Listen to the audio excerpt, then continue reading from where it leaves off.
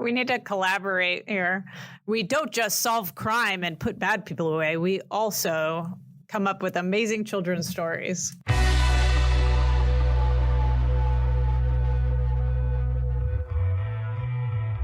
Welcome to Crime News Insider, presented by the San Diego Deputy DAs Association.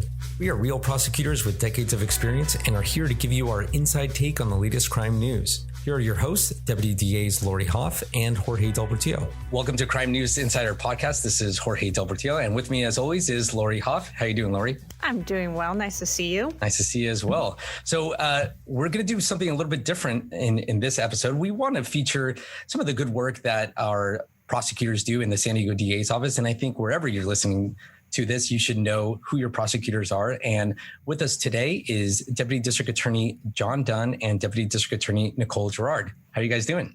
Doing great, Jorge. Thanks. Great. Thank you for having us. Yeah. So something you both have in common, aside from working at the DA's office, is you are both authors of a children's book. So before we get into that, John, why don't you go ahead and tell us how you became a prosecutor and tell us a little bit about yourself. Okay. Thanks, Jorge. Thanks, Lori, for having us. It's fun being on here with Nicole. I was born and raised in Athens, Georgia, went to college at Miami of Ohio. It was the university there near Cincinnati, and then law school at Colorado. I joined the Marine Corps out of law school, where I was a defense attorney for the primarily. And then I joined this office in 2013. Being a prosecutor, my this may sound a little hokey, but my grandfather was a federal prosecutor and judge for 37 years. So it was always something I thought about doing. In the Marine Corps, like I said, I only got to do criminal defense. So I always kind of wanted to, hit that bucket list wish items. When I got out, the timing was perfect. We had the recession, so there hadn't been any hiring. So they had a big hiring class, and I snuck in the hiring class of 2012 to start in 2013. It's been a great experience. Super. What are you doing now? Where's your assignment, John? I am in narcotics, major narcotics out in East County, which is, I always say East County is the land of milk and honey for us. We got a great place to work, we have great colleagues throughout the office, but I really like it out here. And I've been out here going on my third year. If you count, COVID, I feel like that doesn't count since we're all remote. But yeah, it's a restart. I know, totally. Restart. I keep telling my boss, I've only been out here a year. So that's a little bit about me. That's nice. Great. What about you, Nicole? I was born and raised in San Diego. I went to college at the University of Wisconsin-Madison, where I double majored in psychology and legal studies. After college, I was accepted into Teach for America. I taught 7th grade English as a second language at an inner city school in South Minneapolis. And during that time, I taught during the day, and I learned how to become a teacher at night. At the end of my 2 years, I received my master's degree in education from the University of Minnesota. I then returned to San Diego, where I attended law school at the California Western School. And then I started working with this office as an intern in the fall of 2017. I had 4 different placements at Superior Court, gangs, family protection, alcohol and motions division, and then I was a GLC and juvie. I was hired and became a DDA in January of 2020. And I've been in South Bay for the last year and a half. I was a MISTO deputy, and now I'm a prelim deputy. Very nice. And a GLC is a graduate law clerk, right? Yes, graduating law clerk. The office couldn't get rid of me. And interestingly, because it's going to come up, your sister is also a lawyer here at this office, right? Yes, my sister is in the gangs division. She's been with this office for a very long time. I think 7 years now. She was in my hiring class. She was in 2013. Did your sister kind of persuade you to go to law school and to become a prosecutor? Actually, no. She's always been my mentor, but she never persuaded me to become a DA. It was kind of just, I applied to be an intern to check it out. And then from there, I was hooked. It was the best experience I've ever had. I was on the record. I was arguing on my own, and I just fell in love with it. Very nice. That's awesome. So how do you, John, go from veteran, defense attorney, prosecutor to then children's book author? Well, that's a good question. We all know we were in COVID, and writing a book is always something I kind of thought about. And when my kids are now 12 and 13, both girls. And so beginning, 5-6 years ago, I would tell them one of their favorite things to do was for me to tell a bedtime story that I would make up. and most of them were not that great. A few were mediocre, and occasionally they'd have a good one. Of course, then as soon as it was done, I could not remember it. And so I started recording them just in case. And so I probably recorded maybe 40. And at the beginning of 40. COVID, 40 or so, maybe not that, 35 or 40. And so at the beginning of COVID, I was like, let's do a COVID project with my kids. I'm a horrible drawer, but they're actually pretty good little artists, in their dad's opinion. And so I said, hey, I will type up one of our stories and you guys can do the illustrations. And we can, have a little book that we'll put together. Well, they went, that lasted about one drawing and they went on strike. And basically I was able, cajole them into doing other drawings, but it was kind of clear they were mailing it in and not doing the your COVID teaching was failing. The quality of the illustrations was very poor. Rejected by the publisher. That about your kids. You can't say that about your kids. They weren't trying. So I was like, come on, you need a tree on the beach or whatever. So anyway, the story I chose was about our two dogs. And once I had it all written out, I was like, and they were refusing to cooperate with the illustrations. I think I made it a similar thing that Nicole and Vanessa did. It's amazing online what you can find. And so I went to a website called readsy.com, which is kind of a website for authors and illustrators and publishers. And you kind of sent out like, hey, I'm doing this story. Will anybody, you can kind of see the illustrator's work. You kind of say, I like this illustrator. And I sent out requests for bids and found one woman from the UK, Holly Withers, who I really liked her work. And if we were doing it, I have a copy of the book here. I was going to show it, but what's the title? Boo and Ted's Amazing Adventures. Can you see? Does it show? Can you read that? Yes, Boo and Ted's Amazing Adventures Beach Rescue. Correct. And then obviously the listening audience can't see this, but this is their photo on the back. Oh, Boo and Ted. And are those your dogs? Yeah, these are our dogs. Boo and Ted. That's so cute. So you found an illustrator. All this is online. All this is COVID, totally remote. Right. Did you think that you would get published? Well, I mean, I tried. I sent some query letters to various agents and publishers. None have responded yet. Well, I've got a couple of reject letters. And then I think I came to the conclusion, maybe like Nicole, and you can do it by yourself pretty easily, especially on Amazon. And well, easily is kind of a, now I got a little amnesia probably because it took me several tries to get it right, but actually a surprisingly professional product. It's very professional. I've read it. I've read it to my little guy. Oh, he loves it. Oh, thank you. It was funny. One of the neighbors' kids came by and they were like, these two girls, oh, that's Boo and Ted. They're semi-famous in the neighborhood. And nice. They're asking my wife, who was out in the yard, do they like the water? And she's kind of saying no. And the little girl went, of course not, Dad. That's why they took the jet ski. Oh, that's so funny. They know exactly how the story ends. I know. But anyway, that's kind of my story. And what kind of dogs are they? Boo is a kind of a Labradoodle. Okay. And actually, she's actually I owe Christina Eastman for both my dogs. Actually, I have Boo is my wife's name is Christina as well. So I have Work Christina and Home Christina, and Work Christina has the sister of Boo, and then my Work Christina and Home Christina are now friends, much to my detriment, and that's got us both dogs through her. So Boo is a Labradoodle, and then Ted is just a mutt, poodle, Pekingese, something. What about you, Nicole? How did this come around for you and your sister? Was this a COVID project as well? Yes, this was a COVID project. It was actually Vanessa who decided to write the first book in the series. My mom is a lawyer. So the inspiration was her 5-year-old daughter. Early on in COVID, my niece constantly asked Vanessa what she was doing when she appeared on Microsoft Teams and why she had to be locked out of the room for the meetings. Vanessa would show her who everyone was on the virtual courtrooms, and she tried to explain what our job was. Usually we would just say we put people in timeout when they're bad, but that wasn't good enough for my niece. She's very smart. So Vanessa searched for a book that explained what lawyers did in kid-friendly terms. And after she couldn't find anything, she decided to write her own book.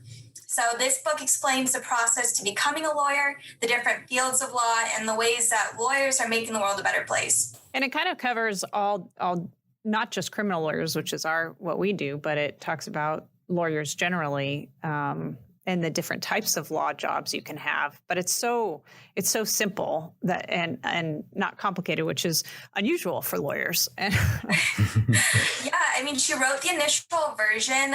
She says it took her a couple hours. She actually used to make books for her husband for Father's Day, so she's used to writing her own books for kids. After she made the initial draft, she sent it to me, and being an ESL teacher, it was easy for me just to break down the language so it's easy, kid-friendly terms. And then from there, we sent it to her PD friends, private attorney friends, and it was a great collaboration just to be, expressive of everyone. And it's exciting because we both have a dad who's a lawyer, and we never really knew what he did growing up. So we're really proud of this work, so it really explains what we do and how we got to where we are. And then you have a second book that you wrote, which is My Aunt is a Lawyer. Right. Yeah. After we did the initial version, we figured we would adapt it to make it for aunts, just for us females working out there who are included in their nieces and nephews' lives. So it was pretty easy to adapt, and we worked with a female artist. Her name's Noor Moyes from Pakistan. And it was a very cool collaboration because she'd never seen a woman wear a suit before. She had no concept of court attire or what the criminal justice system looked like in the United States. So it was definitely a back and forth collaboration, but she really made the book come to life. She did. That's really interesting. So you had to give her some material then for her to draw or copy. Sounds like. We would send her pictures of suits, but she made it look beautiful. It's exactly what we wanted. Yeah, the illustration in both books are fantastic, and that's amazing. You probably inspired her and some of her family out there to be successful and all that. That's great. Thank you. I'm sure there are so many funny COVID stories about attorneys being online or in court from home with their kids. I have my own. My kid woke up from a nap naked, and all of a sudden I see like a naked boy running behind me, and I'm like, what's going on here? I went, black screen, just turned everything off for like 3 minutes so I could figure out what was going on. That is funny. And, we have to describe things for the record. I'm sure you had an easy time describing that for the record. I just said, I'm sorry, I don't know what happened to my computer. And everyone started laughing because they knew what happened. But yeah, I mean, it's just, I'm sure we all have our crazy COVID stories. Nicole, do you have any plans? You or your sister have plans for future books? Yeah, we're about to publish My Dad and My Uncle is a Lawyer after we got a lot of feedback from dads feeling left out. So we're making that right now. And then our hope is to extend it to other working professions. I used to be a teacher. My sister is a nurse. Our brother's an engineer. So we're hoping to make the books extend into those fields. What about you, John? Well, I have one kind of in the works. We'll see. I got a ways to go to make my money back on this one, but I'm not retiring early on this book. If anybody's wondering about that, I wasn't wondering about that. I'm not. There's one. I'm writing one about Christmas. The Boo and Ted. Santa. Rudolph sprains an ankle. Ted and Boo have to spring into action to save Christmas. So that's kind of the outline right now. We'll see if they're able to pull it off. Well, if they can save Christmas, and I can get it written by Christmas. So stay tuned. Yeah, exactly. Yes. That's awesome. Yeah, I already have one coming down probably later this year. Well, we'll see. Just in time for Christmas, I assume. Well, yeah, you think it'd be plenty of time, but at my work pace, it might not. We'll have to just see. Well, it sounds like Vanessa has an easy time writing it. Maybe she can ghostwrite it for you. Can help me. 2 hours, just like that. We need to collaborate here. We don't just solve crime and put bad people away. We also come up with amazing children's stories. Yeah. I think, Nicole, going back to your book and Vanessa's book, I think that's a great idea. I'm surprised that there aren't any books out there like that, especially for working professionals and especially in COVID times when all these kids have questions. And I looked at your book online, and you could see, like you were saying, how you break it down for them. There's a lot of terms in the court process or legal process. How do you break that down for kids? I mean, one of the references for the pages that we have is just when my aunt works from home, I hear her say words like exhibit, stipulations, and evidence. So obviously those are words you hear all the time, but I mean, that was our way of just showing some of the words that we use. More so, it's explaining like what they learned in law school, how they learned to use words and how words have power and how to speak to show your voice and how that's important in our field. If that makes sense. I read your book to my son who's 5, and it was funny because I didn't follow up with it at all. But later on, he said, "Mom, do you still have those heavy books?" And I said, "What heavy books?" He's like, the heavy books that you learned or from, I don't know. And I said, "Well, as a matter of fact, I do. Do you want to see them?" So we walked over to the library and I pulled out the heavy books and he's like, "These are really heavy, Mom." And funny. So it's just funny how, kids retain information. You don't know when or where it will come back. Yeah, that was a perfect little example too. I saw that too. And then the illustration too, that you marry it. Oh, that's why Mommy's always wearing a suit and, the judge in the courtroom. I thought that was a great idea. Very nice. Thank you.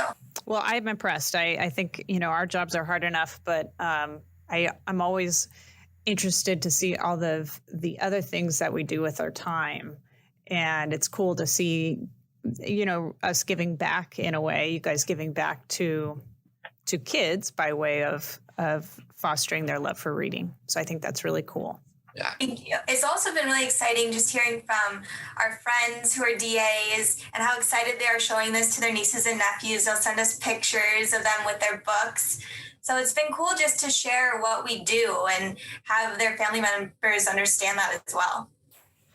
And so, John and Nicole, where do we go to buy these books for our family and friends and neighbors? Where is the best place to buy it? Amazon. Yeah. Amazon. Yeah. Mine's on Amazon as well. I've got it in one bookstore in North Park called Verbatim Books. And then I'm trying to donate a few copies to the library and schools around my neighborhood. That's kind of in the works. I will say writing it is turning out to be the easier part than actually selling copies. My initial marketing strategy was to email my friends and say, "Sorry guys, I need you to buy my book." If you can't, if you can't impose on your friends and family, who can you impose on? That's absolutely true. And so I sold probably 130 copies, of which my mother probably bought 20 of them.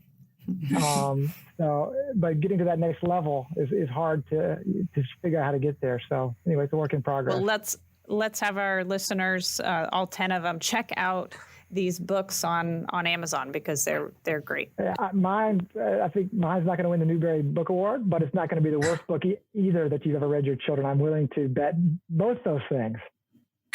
Absolutely. It's way better than that. You're not giving yourself enough credit. It is an awesome book. It's such a cute children's book. So I really think it's one for readers to definitely check out. All of the books that y'all have written have been really, really great. Well, thank you. Yeah, definitely. So I'll put those links in the show notes. So make sure to click on there and click on those Amazon links and buy yourself a book and buy one for someone else. So John, Nicole, thank you so much for coming on the podcast and sharing us, introducing yourselves to the audience and letting us know about the books that you wrote. And congrats and good luck on the books. But we're not done. Oh, no. Okay. Oh, right. Well, I was going to say thank you very much. But because you are both in luck. You get to take Jorge's quiz. That's right. I did not study this. I looked at it. I studied, and I looked at the questions a little bit, but I couldn't even tell you what they are. So this is, no cheating, I'll say. Okay, good. Yeah, no cheating. That goes for you too, Nicole. I didn't cheat. So each episode we end with something a little light. We look at the laws on the books. 3 are real, 1 is fake. You already passed the bar exam, and now you have Jorge's bar exam. You have to decide which one is the fake. Are you guys ready? So there's 4 total. There's 4 total. 1 is fake. 3 are real. Okay. All right. So here we go. Item number 1, Dr. Seuss Enterprises sought a preliminary injunction against a company that tried to publish a parody of the OJ Simpson trial written in the style of Dr. Seuss. Item number 2, a California prison inmate caught with numerous gang material, denied he was part of a gang, saying he was just researching for a children's book on how to stay away from gangs. Item number 3, a North Carolina man's conviction for assault with a deadly weapon was upheld on appeal. The defendant was convicted after bludgeoning his wife with a children's book, The Very Hungry Caterpillar. And the court said, quote, when innocent objects are used in a deadly manner, such objects qualify as deadly weapons under North Carolina General Statute, and it has a statute 1432. And then finally, number 4, a woman in Louisiana unsuccessfully sued Walmart for damages, claiming she was left bleeding and dizzy when shopping in the toy aisle and some children's books fell on her head. As you can see, this is a children's books theme here. Yeah, that's actually very good, Jorge. Thank you. So 3 are real, 1 is fake. And John, why don't you go ahead and start us off and tell us your thoughts? The fake one? Yes. Which one do you think 4. Is fake? Number 4, a woman walking down the aisle and children's books fall on her head. Okay. Any thoughts behind that? Well, I guess I didn't ask you where these came from, but I just think the other 3 are weird enough to be true. Gotcha. And this one is slightly less weird. So that's why I think it's false. Okay. He's going with the weird test, Jorge. Yes, I like it. Okay, how about you, Nicole? Which one do you think is real and which one is fake? I think number 3 is fake. Okay. And why is that? Very Hungry Caterpillar. Is that not a deadly enough book or something? Or why do you think that one's fake?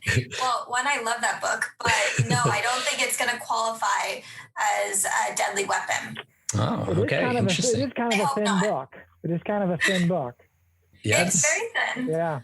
Huh. But it's got those corners on the binding. Did he kill the person? He didn't kill. No, it was just assault with a deadly weapon. Okay. Yeah. All right. You think number 3? Okay. So Lori, what do you think? Gosh, I've had such a good streak, and now I have a split, and I feel a lot of pressure. And I think that we're onto something here with 3 and 4. I think Dr. Seuss Enterprise probably did seek a preliminary injunction. I think it's very, having done majority of my prosecution in gangs, I think it's highly likely that a gang member would just say, hey, I'm just, this is research. This is purely for research. And I really just would hate to see the Very Hungry Caterpillar ever be used as a deadly weapon. That just sounds horrible. So I'm going to go with number 3 as the fake, even though there's some quotations in there, and I don't know, I could be way off. So there you have it. All right. So that means you all agree that item number 1 is real, and that is Dr. Seuss Enterprises sought a preliminary injunction against a company that tried to publish a parody of the OJ Simpson trial written in the style of Dr. Seuss. You guys all think this is a law in the books, and this is a law in the books. This actually happened back in 1997. Ninth Circuit Court of Appeal issued a decision. And I think, I didn't note what they ruled. I think they said they granted it. I got to look this up, but I wrote down a little bit of the parody. Do you want to hear it? Yes, for sure. Absolutely. Okay. A plea went out to Rob Shapiro. Can you save the fallen hero? And Marcia Clark, hooray, hooray, was called in with a justice play. A man this famous never hires lawyers like Jacoby Myers. When you're accused of a killing scheme, you need to build a real dream team. Cochran, doodle-doo. Johnny, won't you join the crew? Cochran, deedle-dee. The dream team needs a victory. It's more about rhyming than Dr. Seuss, I think. Maybe the doodle-doo part. Pretty clever, though. Yeah, pretty clever. I mean, and it goes on and on. I think it's several pages. It's not just like this little children's. Is this all from the opinion? This is all from the opinion. You can check it out at 109 F 3rd 1394 and read it for yourself. So there's a parody of OJ Simpson out there. I don't know why children would want to know about that trial, but I don't know. Curious. Yeah. Okay.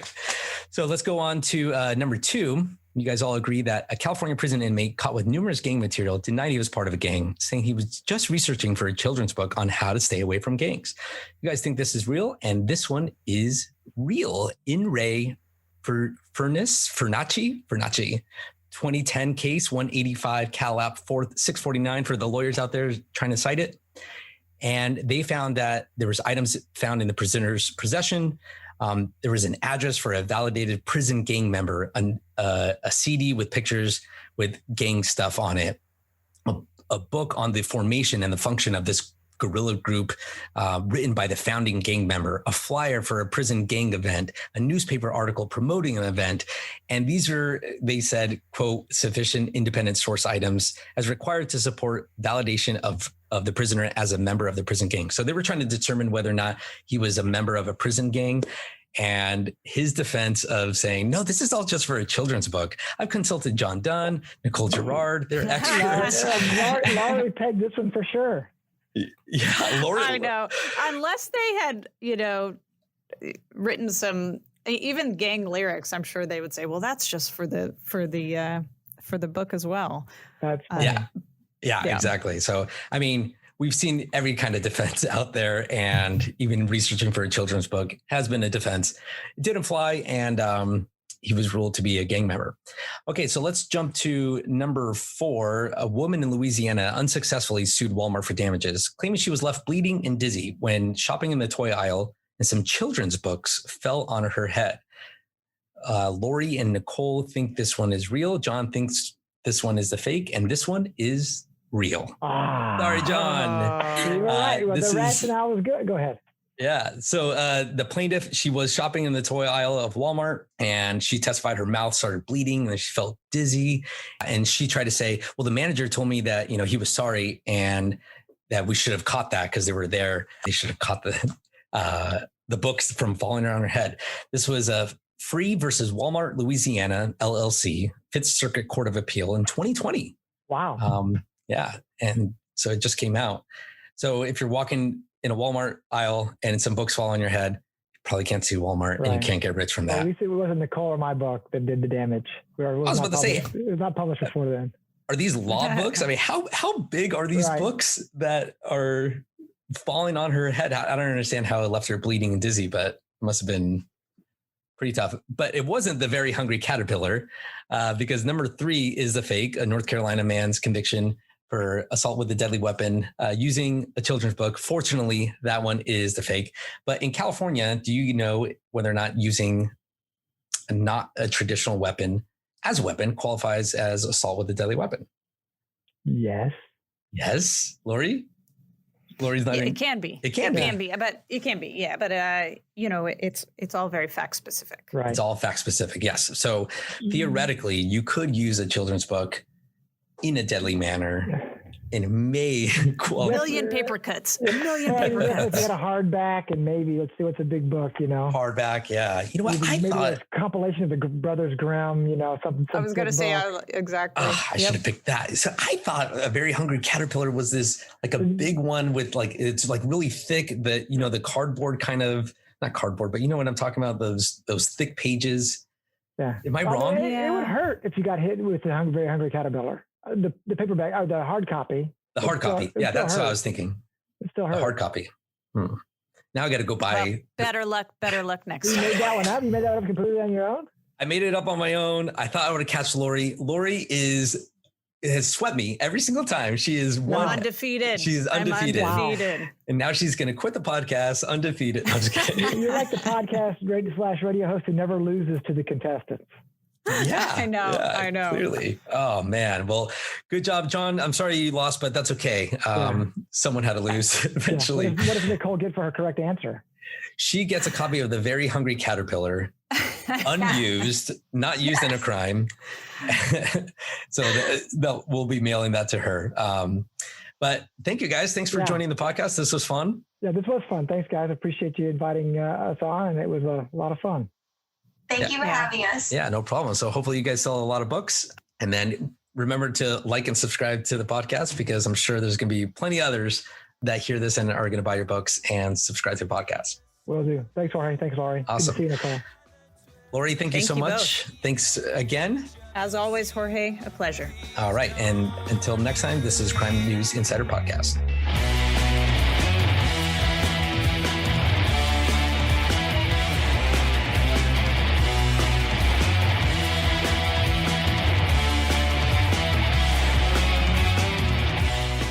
views expressed on this podcast are solely of the speakers and do not reflect the views of the Deputy DA's Association nor the District Attorney. Questions and comments can be submitted through our website at sdddaa.net. Remember to follow us on Facebook and Twitter. Our Twitter handle is at San Diego DDAs. Thanks for listening, and we'll see you next week.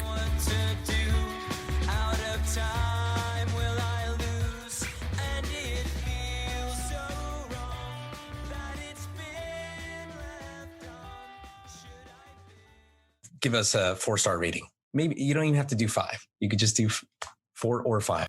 I will give the rating that my integrity permits.